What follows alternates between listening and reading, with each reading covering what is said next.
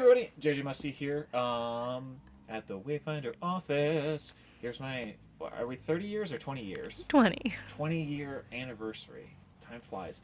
This is the story of my final game as a camper, as a participant before joining the staff pool, and also a story about all of my hopes and dreams going forward.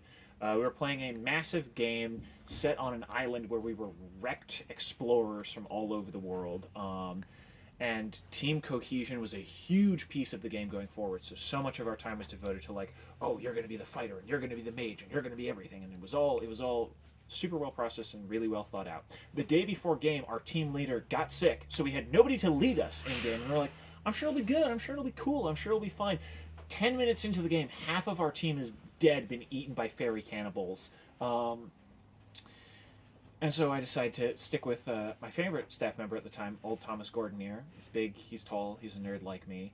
And through thick and thin, we were fighting our way through this island every day. It was a deadly game. Most people reported like dying and going to re and coming back like 6 or 7 times. But we all stayed alive. We stuck around together. Thomas, he saw us through thick and thin. The final section of game was in the pitch black night as horrifying creatures of shadow were being birthed. Anybody who died came back as a shadow creature. So by well into an hour into the final game segment, we were outnumbered by the monsters, and just fighting to survive and creeping around through everything.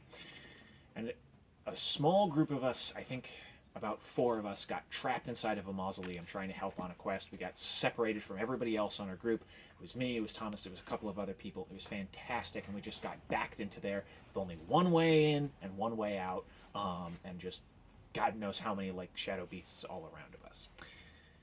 And one of us was a cleric. We had a spell that could protect themselves and 2 other people. There were 4 of us there. Somebody was going to have to stay behind and fight it. And Thomas was the big hero and said, the rest of you go, the rest of you'll be fine. So started ringing their bell, and we're just huddling down the mountainside, protected by divine magics, just crying to ourselves like, oh, Thomas is dead. We hear something behind us, footsteps. And there is Thomas running at full tilt, at full speed, and practically vaults over us as the creatures are skittering after them. And I watch Thomas run down that hill, and I go, that's who I'm